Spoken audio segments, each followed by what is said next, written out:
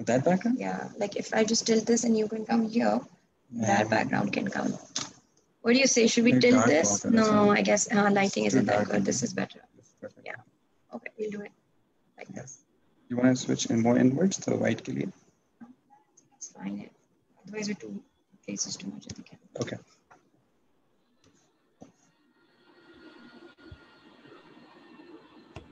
Assalamu alaikum and welcome to Kaarvan Crafts Foundation. I'm really excited today because I have with me Fahad and Anam, and they've set up EdCasa. As we're all aware, education. Should we do this? No, I guess lighting isn't that good. And every effort that is made to improve education in terms of quality of the curriculum or its outreach must be appreciated, because it's really a service, not just to children, but to the country. So Anam and Fahad, welcome, and thank you so much for agreeing to do this. It's our pleasure. Thank you very much for having us. Thank you. It's now, let's dive in. I've had a look at EdCasa, and there's some pretty shocking statistics that you guys have highlighted. For example, 44% of children are out of school. And out of that 44%, 50% for annual board exams. That's horrifying. I could not wrap my head around those figures because, you know, when you look at in the morning when you're dropping your children off to school, for example, and you see children of all, private school, public school, you know, university going, college going, and it makes you happy. You think, acha, they're all going to school, they're all getting an education. Isn't this wonderful? But obviously, reality is something else. So could you tell us a little bit about that before we jump in? You want to talk about this? Yeah. So absolutely, you know, this is the why behind EdCasa. And like you, we saw these numbers, and these stats were initially to us numbers, very horrific, shocking numbers. But then we went down and sort of spoke with these students who were, you know, struggling with their exams, who were unable to pass their board exams, and really found out who these people were, like what were their lifestyles, what were the apprehensions, what were the problems behind this kind of a failure rate. So as you mentioned, you know, there are about 22, 23 million children out of school in Pakistan, which is the second highest population of out of school children in the world.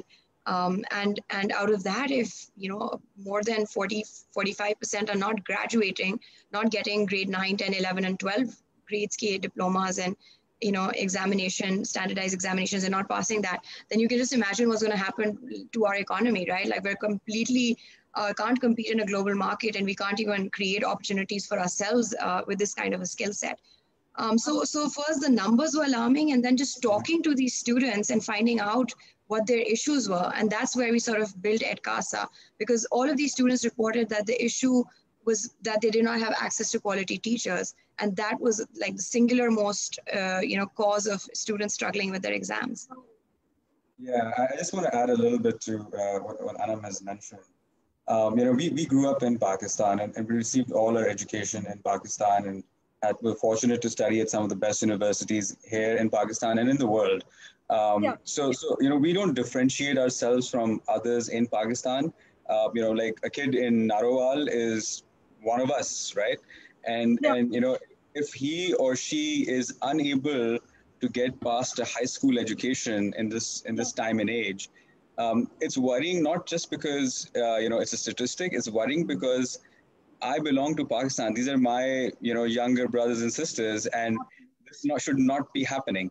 So I think you know, when we look at these numbers, it gives us tremendous energy to start thinking about, hey, you know, this is a problem worth solving. This is something worth committing your life to, and that's kind of energized us when we started out. That, you know, we wouldn't struggle for a meal or a place to live, but I think this is something to galvanize a life's commitment towards, to help these young people, millions of them in Pakistan, get past at least the high school barrier and then on towards higher education, where they would be contributing members to a global economy, you know, and not recipients of you know, handouts from around the world.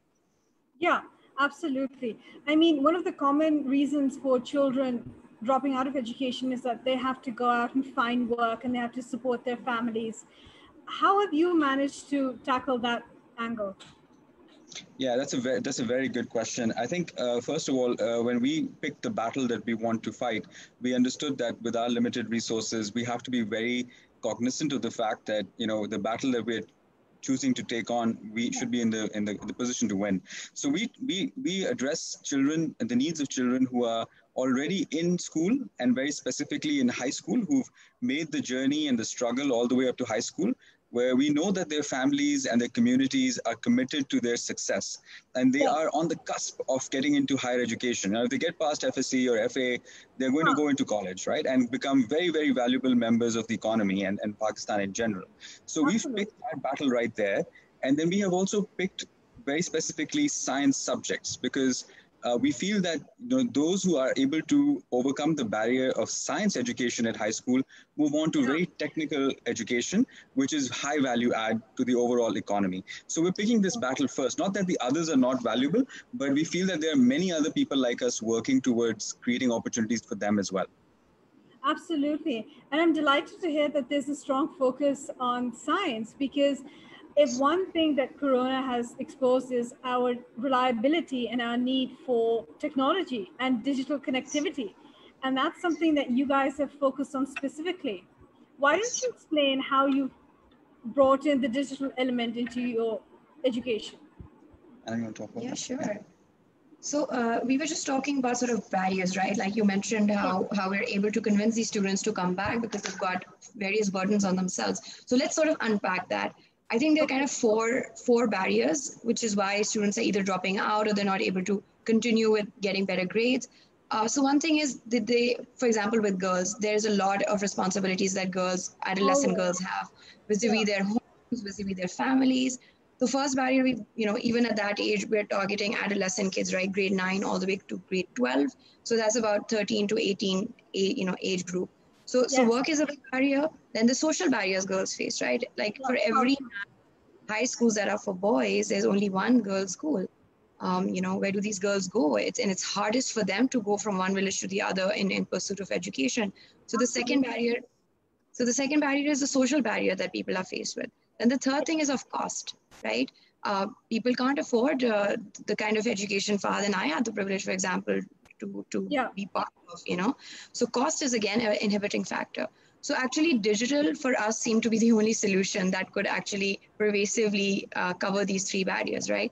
So Of course. for let's talk about, like, for example, work with girls, right? They need flexibility in how they can receive education. Yeah. They need schools to be closer to them. And obviously, overnight, it's ridiculously hard to make schools for like 22 million children that are out of school. So what do you do? What we did was that we worked with schools that were going up to secondary schools, and we converted them into high schools, and Right. got students to sort of, especially girls, to be part of these schools, and created a lot of momentum around it, CASA and so on. We reduced cost by making it digital, because what we could do is that we could do a lot of students. We could do what's the right way to say this? One to many. One to many, absolutely. Our model is one to many. So one teacher is connected to hundreds of students at the same time with the support of teaching assistants and Yeah. facilitators in the classroom to create that kind of ecosystem for kids. So digital was actually the way we had to go. I mean, we had to be scalable in order to be sustainable and to continue providing this service. Sure, absolutely. Absolutely. I mean, it seems to me that you guys had digital learning long before private Absolutely. schools had done during this COVID period. Trailblazers, Yes. nice. I think we're a little late to the party, to be very honest. I mean, we don't compare what our efforts are to what's happening in the country, because we understand, we're very cognizant of the fact that we're living in a very, very competitive world now. Yeah, So it's for us, it's the race is not against what, say, what's happening in Pakistan.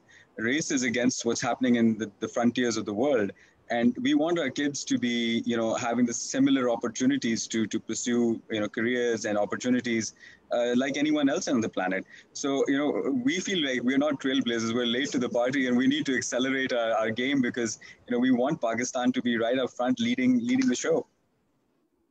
absolutely. I mean, it's interesting that you draw the comparison that we're not competing against schools or organizations within Pakistan. It's actually the world that we're looking at. And Yeah, I think absolutely.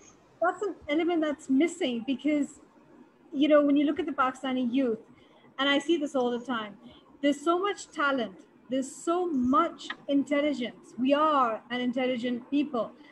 But when you compare their work with the rest of the world, it's painful to see, because you think, my God, you can do so much better. This can really get out there. I mean, how do you sort of, you know, how do you plan on bridging that gap? Do you work with the teachers that you have?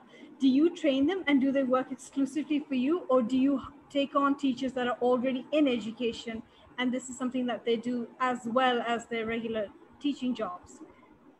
Yeah, I want to talk about that. Yeah, Sure. sure thing. So there's sort of two angles again to this, right? So you mentioned how there's a lot of talent, there's a lot of intelligence. Yes. Exposure probably is limited. I feel like that's one barrier that students have faced, because they don't know really what's out there and what all they can, like, you know, wo jo Iqbal ki just soch hai na, ki you have to think big, you're as big as your dreams are. I think the first thing is to really explain that to them. Okay, you can do whatever you want to. It's just about setting your mind up for it, you know, and understanding and gathering that kind of information.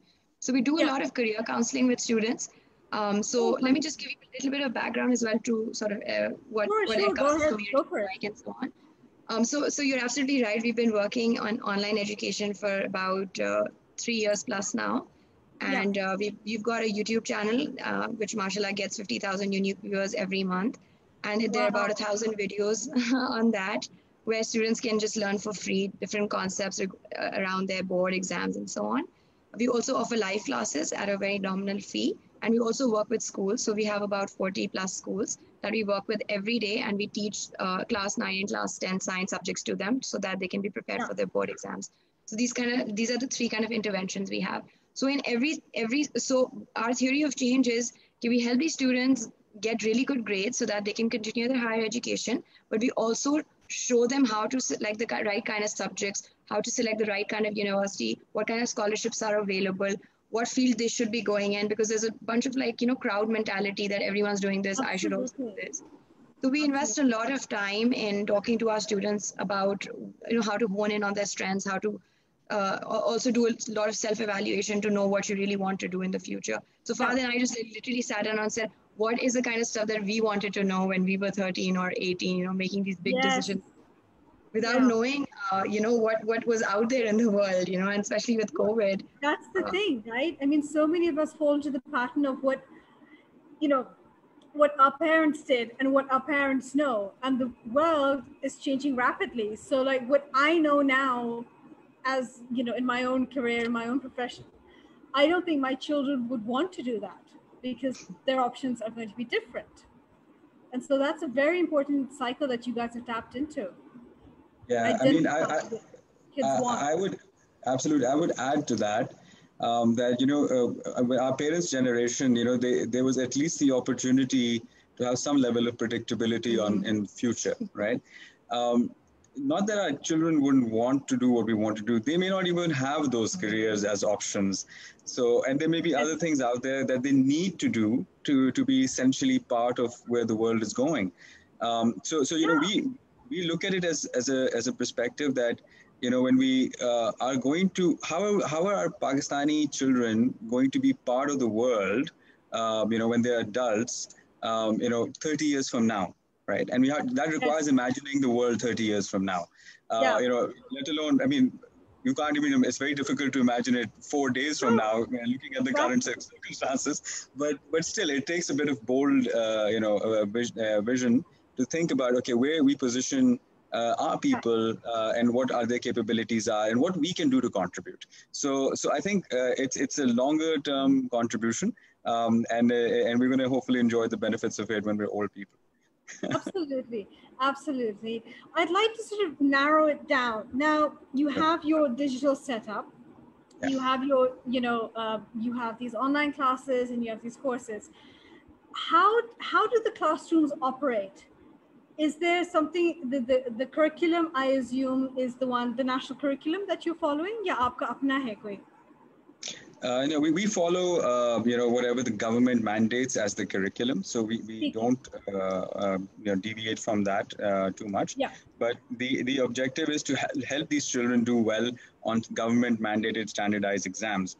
So the government sets the bar. We just help kids jump as high as possible over it. Yeah, I think what we do, which is slightly different, is we don't write the curriculum, but we do create the tested curriculum. And we do create, like, we optimize it for online education. So one of the things you might have seen is that when everybody sort of jumps ships on online, it doesn't mean that it's an effective delivery style. A lot has to change in an online instruction sort of delivery mechanism. So we also have a proprietary training for teachers that we've developed with the University of Madison, Wisconsin in the US, where we sort of train our teachers to be rock stars. And there's a lot of acting and actually acting that has to go into making classes active and engaging. Yeah. I mean, I can imagine it gets pretty dull just sitting there and just, sort of having a piece of paper and reciting what it is that you have to teach. Yeah. And the kids, I mean, like, they're children at the end of the day. Absolutely. They need that stimulation. So how does the classroom operate? So here I am, I'm a student, and you are the teachers. Do you give assignments? Or is there homework? How does it operate? Yeah, so it's a very good question. So we have two models, as Anna mentioned. One is that we work with existing brick and mortar schools who have students but don't have teachers, or for some reason they're unable to create a high school science program. So let's talk about that first. So if you're a school or if you're a nonprofit, running multiple schools, and you're struggling with finding teachers in remote areas or low-income areas, we come in and we say, we're going to connect your classroom, a connected classroom, to a centralized facility where we will broadcast live online classes every day, just like my classroom, and they're going to be visible to students in the class. They're going to be taught by a teacher live every day. So these are live classes. Children are able to ask questions using multiple chat tools, with a moderator who's present in the class, right? And that person really is the key in terms of the communication between the teachers and the students, right? So this is how the daily operation works. So fundamentally, we come in and we put a digitized teacher into the room, versus a real person at about 1/5 the cost, right? So it's also a huge cost saving for schools because they couldn't possibly afford that kind of money with the low sort of enrollments. And this just traditionally helped these schools over the last couple of years drive enrollment up. And that's been very helpful. So that's how the classroom works. So every day your teacher comes in, there's a set schedule, kids are in the class, they watch the live class, they ask questions, the teachers address those questions. And that's sort of the day-to-day routine. There is formative and summative assessment. So after every class, kids are asked questions. They also they ask these questions to guide teachers if they're able to really grasp the concepts in the class. If they're not, then you can adapt and target based on data. Okay, we need to repeat these things with certain schools to get them to really follow along.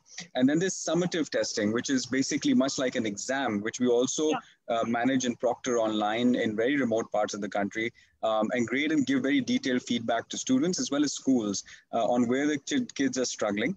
This serves as a dipstick for these schools to understand how the students would perform at the end of the year in the annual exam. Generally, they wouldn't have this context because they would only know as best as their school's own performance. But then we give them a benchmark that this is how you're doing as compared to 40 other schools in the network with EdCasa. So you're likely to do well or not, or this individual student is likely to struggle. So they can also focus their efforts. So that's how we help schools. Okay. So one of the things, see here at Kaarvan, what we do is we also provide digital literacy in rural villages.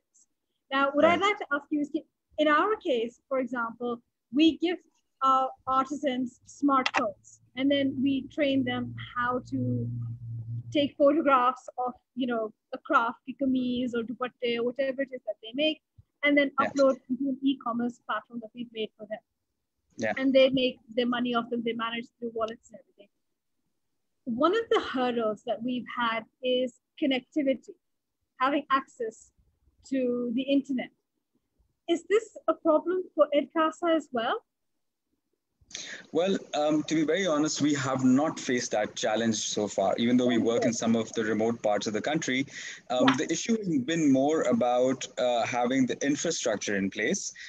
So, for example, some of the schools did not have access to internet, and we were able to provide them with 4G hotspots. And the benefit we provided to them was that we could provide them with a slightly subsidized internet billing rate or a fixed rate, so they could continue without worrying about going and recharging their device or something of that nature. So those are small challenges that we were able to overcome to help them get connected. Yeah, please. Another thing is that, so initially when we weren't giving internet to schools, there was a lot of connectivity issues because they wouldn't know how to, keep their device. They would not get the best network in their area. They wouldn't have that kind of, information. But when we started facilitating the internet, it became a lot easier. We weren't having those kind of issues at all. The second thing is that ours is a B2B. So, the students come to one location and then we need one set of internet. We need one set of, smart projector and things that enables the entire school's infrastructure to be set up.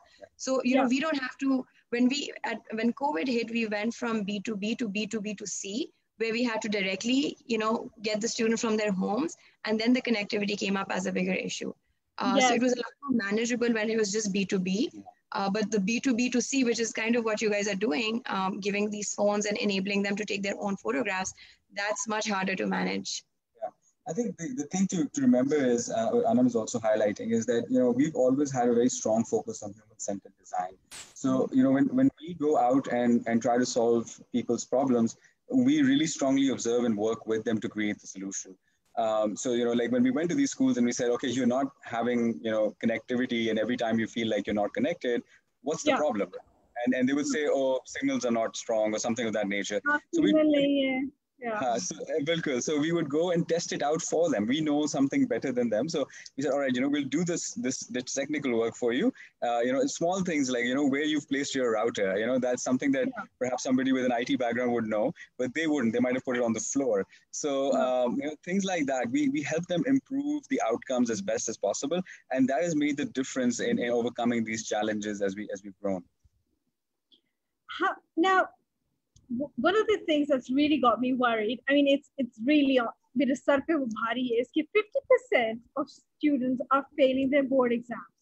Did you manage to identify the reasons why? Because when I read that statistic, my mind went blank. I was like, forget digesting it. I can't even begin to pinpoint the reasons why this is happening.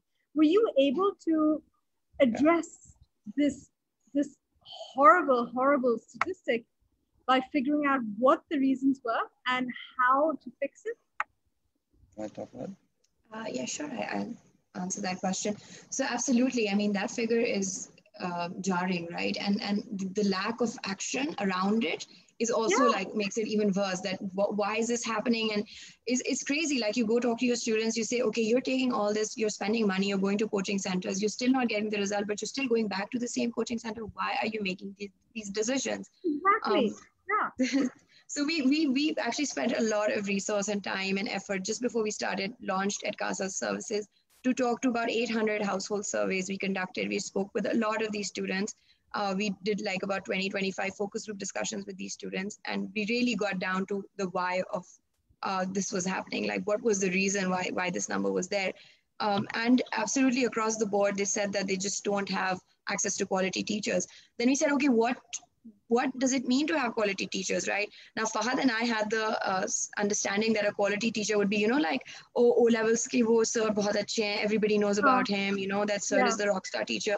But that's not what quality as such meant to them. Like when we broke it up and unpacked it, the first thing that quality that they said was that the teacher needs to be respectful. The teacher hates or the teacher is not respectful. The teacher doesn't want us to like really participate or talk, encourage us in class. So first thing, they wanted the teacher not to be a subject specialist, but to be respectful. And I mean, actually, it like really blew my mind because, education is a relationship and that's how learning happens. That is how learning happens. When you have respect mutually, you open your mind and you listen to somebody. So that it came down to the teacher being respectful. The second thing was that the teacher should know, be a subject specialists, know their material. And the third thing was that they wanted teachers to be fair in their grading. What they felt in the classroom was that the teachers were fairly partisan in how they chose to grade and so on. So we built at CASA sort of with that kind of teaching methodology that we wanted. We knew that this is what the students wanted, and that's how we sort of trained our teachers to it. Are you going to add anything? Yeah, I just want to say that, like Anna mentioned and yourself, I mean, you could probably sleep at night thinking of that number. I want to emphasize the fact that when it's maybe a small fraction of the student body that's unable to pass these exams, it's perhaps, up to the challenges of those students. But like at this scale, it's not the students. And I also feel it's not even the teachers.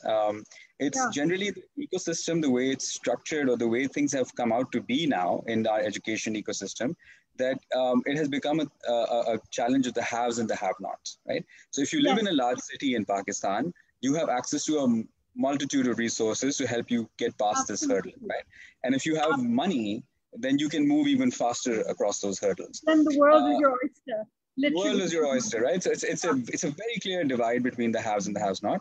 And it may not be economic either. So if you're not in the top 4 cities of Pakistan, you just don't have those schools available, right? And I had a flavor of this because I came from a military, army officers family. We traveled around the country, and the schools dramatically changed when we got posted to random places. So it hit something home. And I felt that, this is very, very important to contextualize that how do you bring the same quality of teachers that are available in Lahore or Karachi to the most remote parts of the country? And that's physically impossible because somebody who has put in the effort to become a great teacher wants to teach at the best schools. It's quite frankly, that's what they worked hard for, right? So they want to come out of the small town. What they want. Yeah, they want that prestige. Exactly. They want financial liberation. Yeah. So how do we not take them out of a very large city like Karachi or Lahore, but still take them to places like, Muzaffargarh in southern Punjab or Muzaffarabad or Quetta or places like that to help kids. And that's only possible with technology at this scale. It's just impossible that the efforts that all of Pakistan has put in this last 70 some odd years is going to be doubled in the next couple of years with the resources that we have. So there's only one way to go, and that's through technology. Yeah. I mean, it's very interesting that Anam, you mentioned that they want teachers to respect them as students. And I think that's such a crucial element. And it sparks some hope because one often hears these horrific, stories about teachers mistreating students. I mean, I've not forgotten that incident where a teacher hit a student so badly that he died ultimately. And you've pinpointed it that it is a relationship. Do you feel that the onus is then on the government or the private sector to train teachers? And do you struggle with finding what the students want as quality teachers? I think there's actually a lot of back-end work that is being done on teacher training. I think there is a lot of emphasis that the government is trying to put on teachers and improving not just their pedagogical skills, but also their soft skills, their communication skills. So I do believe, in the talks that we've had with different agencies of the government, that they're very keen on this. And it's just a matter of how and sort of mobilizing it, because they're obviously the volume of teachers is many. With regards to hiring with EdCasa, yes, they do. We believe in creating our own rock stars. I always tell teachers, you guys are rock stars. And then there has to be, we've got to train them and bring them up to that level. So our hiring process is very strict, but then the training process is about 2 weeks long, where we spend a lot of time just bringing the teachers up to that standard. Yeah, I just also want to add on this that, it's not any one individual organization that's going to be able to make a difference, that's going to be a sustainable impact, not even government alone. It has to be a collaboration of multiple parties, private and public sector, first in recognizing the significance of this challenge, and then obviously galvanizing everyone, right? So it's very important that when we look at government as a regulator and an enabler of opportunity. For organizations like ours who are coming out of the private sector, have all the support and the technical sort of acumen and the passion to build something in Pakistan which is going to make a difference. So together we can fix this problem. I'm very confident of that. So I think that is the attitude we have, at least in our personal experience, received from all sort of government authorities, that they are genuinely interested in solving this challenge and addressing it wholeheartedly. And we've also seen some brilliant innovations in the private sphere, where people are coming back to Pakistan or have come out of Pakistan with homegrown solutions to try to solve this. But they need help, they need scale, they need investment, they need support in every way possible to resolve this huge challenge. So I think it's the galvanization that is really needed, and I think everybody has to play a part in that. Well, here's the thing, right? People who do come back from abroad, there's always this desire, this want कि यार मुल्क के लिए कुछ करना है, कुछ करना है, कुछ करना है, and it sounds very nice. But then that I always see that sort of tapering out. So if, let's say, somebody was to turn to you and say, you know, we'd like to do something in our spare time, you know, I have this skill set and I'm going to share it, whether it's science, technology, whatever it is that something that you would consider, or are you looking for something else in your teachers? Are you looking for, I don't know, teaching experience or any teaching certificate or a BA in education? What is it that you're looking for in a teacher? What makes the Ed Casa teacher different from, let's say, any other school teacher? Okay, you want to talk about? I can't give you so many trade secrets. Yeah, I think Sorry. I'll quickly address part of it. I think the first of all, obviously there's a hygiene factor, right? Like you need to know your subject, you need to be qualified. Yeah. So we look for people with a graduate degree in that subject, you know, and at least a couple of years of teaching experience at that grade level. You know, on that subject. So that's a hygiene factor. You know, many people would qualify for that, and that's a starting point. But then, you know, it's very important for anybody who works with Ed Casa or for Ed Casa to be extremely mission driven. You know, this is something we look for, right? Like you're not doing this, if you want to do this for a 9-to-5 or a paycheck or, you know, a sort of a temporary or short-term outcome, this is perhaps not the right place to work. We are here to really, you know, take on this challenge head on, right? Like, and you will go through some of the most difficult times in doing this. You know, some of our teachers taught a screen for 3 months, right? Like with no students, just to get their skills right. So the kind of patience and empathy and understanding and impact driven motivations that are required to be part of Ed Casa, we set the bar very high up, right? And we start with ourselves. We don't हमारा कोई मुल्क पे एहसान नहीं है. We're doing this because we really believe, because everything that we are is because of Pakistan. So if it takes a few years and a tough time, that's okay, right? Like, because you know, everybody else worked hard to make us who we are. So it's not a favor, and that's what we when we talk to people, regardless of whatever their association or support that they offer or their work, is that please don't look at it as you're doing it as a part-time favor. Look at it as a fair opportunity to make a difference in the country. Do it in a sustainable way, which you're going to benefit from as well. But then commit. You are committed for the long haul. And if you're that person, we are going to go toe-to-toe with you. And if you're not that person, then no hard feelings. You know, like, we're going to fight this battle regardless. Sorry, mate. Moving on. Yeah. Absolutely. Now we have a question here.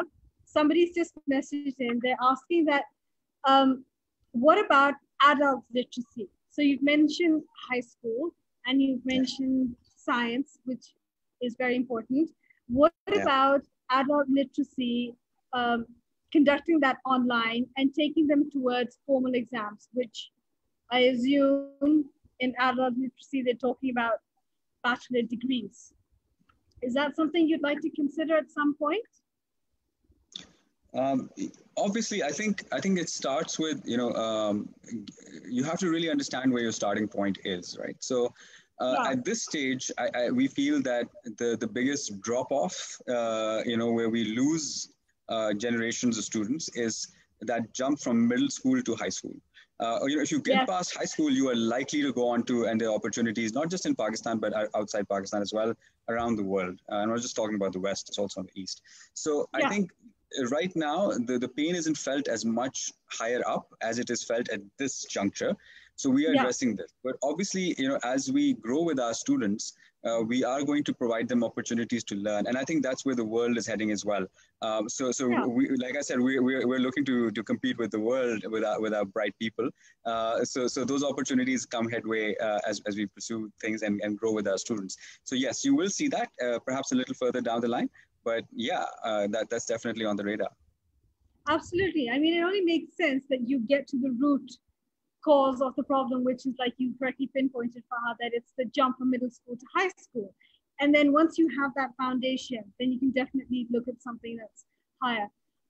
Absolutely. This is something that's always bothered me, that why is there such, and I have to confess, I'm one of these students. When I was studying the jump from middle school to high school, I hated science. I didn't want to study science. I wanted to leave science, and my father studied physics at university. So for him, it was real heartbreak. He was like, this is not my child. How can this happen?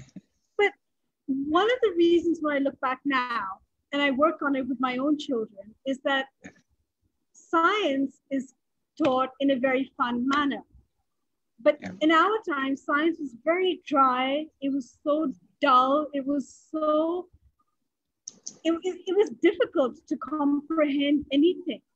How has EdCasa tackled that issue in terms of making science? I mean, you've covered the teacher aspect, but for the students, engaging them and making them understand that science is not just necessary as it was in our हमारे ज़माने में. मैं इतनी बुद्धि भी नहीं हूँ, but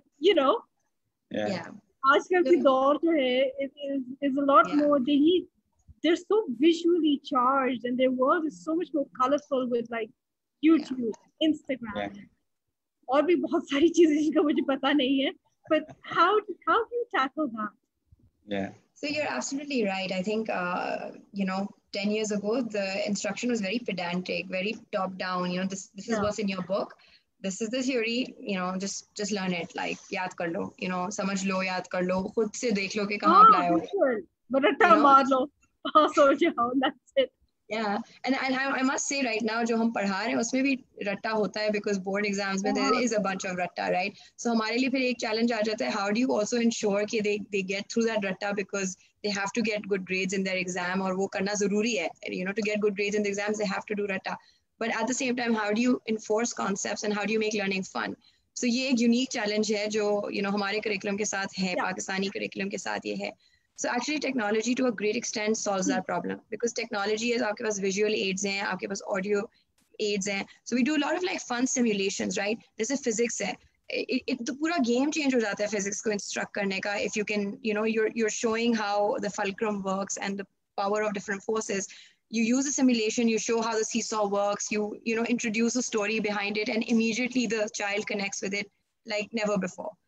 Rather than just being a fulcrum, which God knows what it is. आप अपने दिमाग में खुद imagine करें, अगर आप इतने curious हैं कि वो क्या है, आप बच्चे को actually दिखा सकते हैं. You give an example of, a seesaw, which they've all seen and experienced, and make a story out of it कि आप और आपके दोस्त इस तरह बैठे हुए हैं, एक 20 किलो का है, एक 50 किलो का है, तो किस तरह होगा.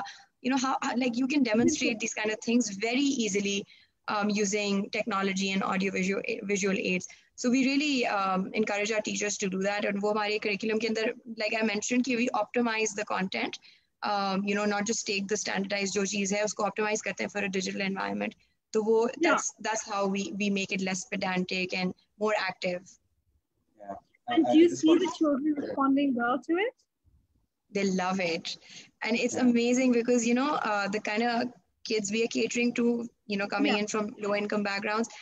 They just really like, they can't wait कि ये teacher ये show करेंगे. They'll ask you. अच्छा, उनका दिमाग भी जब खुलता है ना, तो उनके questions इतने different होते हैं और इतने interesting होते हैं that the teachers also really genuinely enjoy, like the curiosity and the thirst and ability to make come resources go a very long way. I've learned a lot from working with these students in these schools. Wow. Because their ability to absorb all of this and to be grateful for it is so much than when I was younger, I would take a lot of these things for granted. But जिसके पास नहीं होता वो ज़्यादा उसको enjoy करता है, appreciate करता है. Bilkul.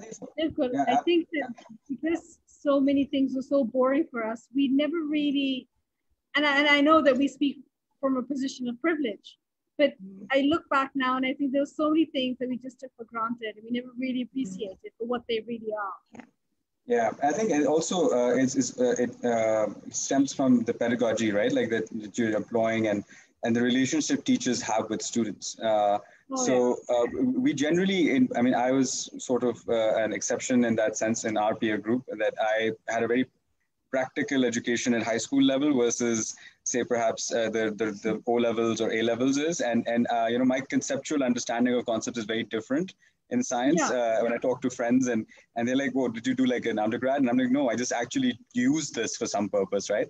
So it's also important to understand that education is not the end; it's the means to an end, and that's what we also try to inculcate, that you know, you're not learning this to pass an exam, and that's not the end of the game, right? Like you should understand that when you're studying a concept of biology, you know, this coronavirus that's going around, it's a biological problem. So if you know this is what a virus is, and you just have to memorize it, but this is what it actually is, and you know, you can get an engineering and biotechnology degree and solve this problem. So pay attention now, right? And then that makes it very real for children, with all these kind of examples, that you're doing this for a purpose. And once you've aligned purpose for kids, that this is not just to pass an exam or just to memorize because somebody's told you, but actually serves a purpose, you don't have to convince them any further. They are well-driven themselves. That makes perfect sense, because ultimately you need a goal towards which you're working, right? If you just sitting there, you just सिर्फ बस इम्तिहान ही देना है और बस पास ही होना है, then there's not that incentive. And if you're not really applying it, as you very correctly said, that this is the real world, I don't think that many children would be interested. Iska kya fayda hai? Main ki karna pad ke? You know, kya hoega? Kya fark padega? But, you know, this is something that I feel, and I may be wrong here, but what is the field of science in Pakistan? I remember growing up in the 90s, there was the IT boom that was coming around, and everybody wanted to do computer science, BSc computer science, MSc computer science, you know, that was the trend. And now, you know, seeing how things are in Pakistan, do children as students, do you face that when they think, ji, theek hai, ye hum kar to rahe hain, lekin aage isme future kya hai hamara? How do you tackle that? How do you tell them, ji, ye aap padh rahe ho abhi, आगे आपकी ये opportunities आ सकती हैं? I think go ahead please. This is a really good question. You've hit the nail on the head. ये एक बहुत बड़ा चीज है, and we spend a lot of time, like I said, talking about career counseling and helping our students understand कि उनको करना क्या चाहिए आगे जाकर. So one of the things that we do is like we're very data driven. तो हम क्या करेंगे, हम उनको पूरा analysis बताएंगे कि what jobs are available right now, for example in Pakistan, or what are the top trending jobs जो आजकल आ रही हैं पूरी दुनिया में even. So just when Corona hit and, you know, these students wanted to apply for university, they're like, all these jobs are not there. Like, who knows when these traditional value jobs will be back. So we sat with them and we sort of explained to them कि क्या historically what's been trending. And you know what Fahad mentioned about how the jobs that are most, जो सबसे ज़्यादा prevalent हैं, they weren't even jobs 10 years ago, you know, like social media marketing, search engine optimization. These are the jobs that people are looking to fill most rampantly, or you know, these jobs weren't there 10 years ago. So बिल्कुल हमको कहते हैं, then we train them as to how they should, like what kind of rubric they should use in order to understand कि आगे जाके इनको क्या करना चाहिए और किस field के अंदर further specialize करना चाहिए. And we tell them कि, you know, job portals are one way to sort of look at it and sort of analyze. So I think this is a very tiered sort of conversation.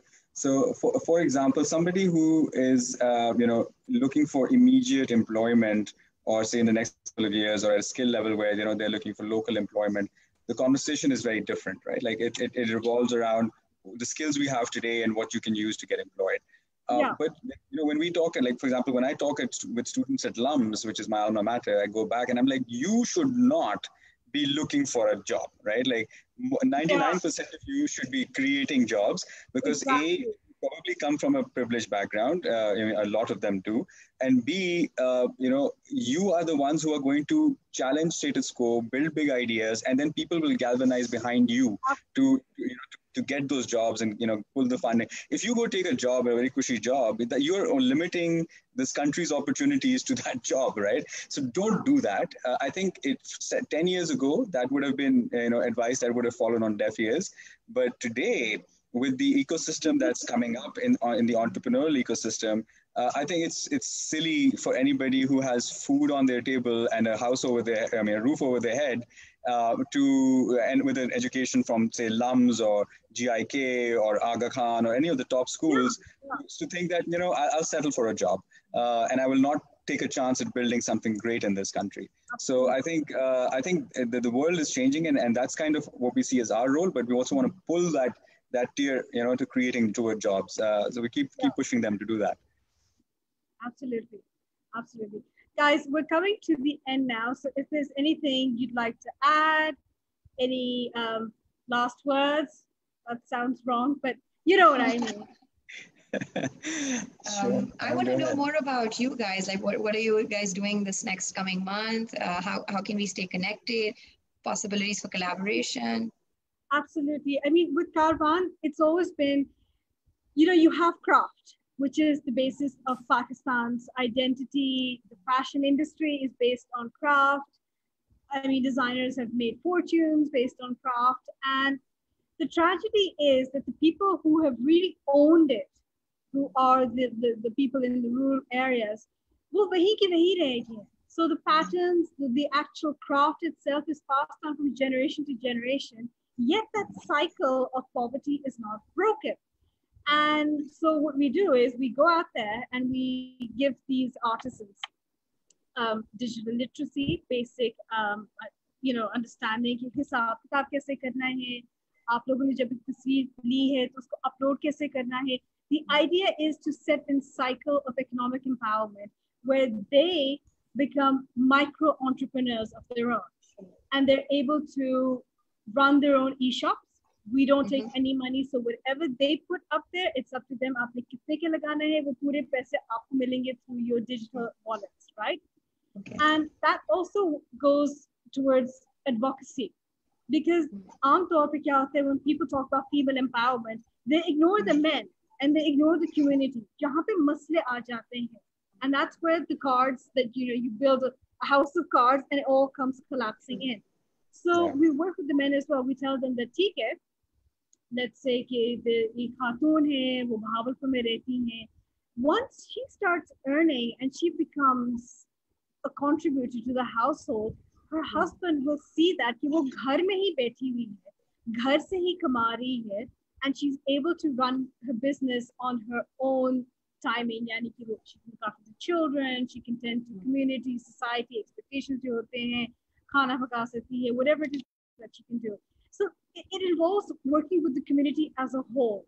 And one of the ways that we penetrate into communities is we have a community leader, a lady who often belongs, and she can then talk to people ताकि वो तसल्ली होती है कि अच्छा ठीक है, अपना कोई बंदा काम कर रहा है, instead of just barging and being like, this is how you will do it and we will tell you what to do. That's not the idea at all. Yeah, it's about working with them.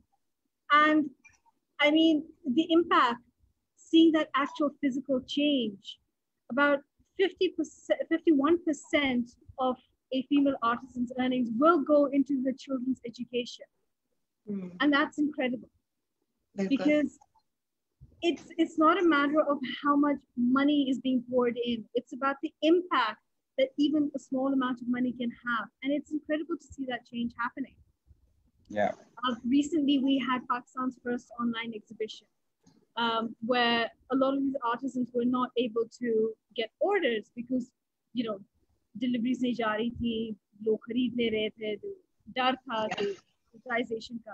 So we organized the first virtual exhibition, and it was wonderful because these ladies, they got training in Zoom.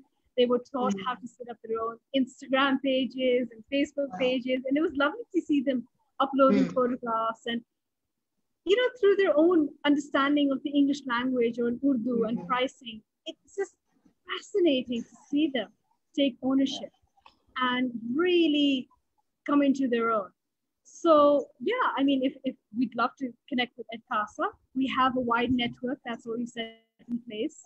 So if you'd like to tap into that, always happy to do that. And we also create, well, before COVID, I don't know, aage kya hoega, after COVID, kya halat hote hain. We created market linkages. So these we would enable women to come to places like in Lahore, Emporium Mall, for example, where it gets a lot of footfall. So these ladies would come, we would set up exhibitions for them, they could earn, they would bring their families with them to show, I mean, the idea is not to go against society or the community rules. The idea is to work with them. And it really helped because पहली दफा भी कोई खातून आती थी तो उनकी सास साथ आती थी या उनका खावन साथ आता था कि पता नहीं की हो रहा है लाहौर शहर असली भी देखी है अच्छा 100 बिस्मिल्लाह आओ जी देखो. The next time the lady would come alone because there was an element of trust. So the idea is to sort of bridge the urban rural gap through technology, mostly through digital enablement. And it's sort of similar to what Ed Casa is doing, but again, there's more of a focus on technological enablement. So yes, that sounds fantastic. That sounds fantastic. It's amazing. I think a lot of students who go through Ed Casa, once they're done with their education, should be, maybe like taking trainings from Kaarvan and working towards employment in different ways. I mean, I had Salima Hashmi on last week, and she said, she made this very important point. She was like, this is a land that is so ancient, and our craft has been longer than the English language being spoken here. Why aren't schools and, education institutes teaching this as well?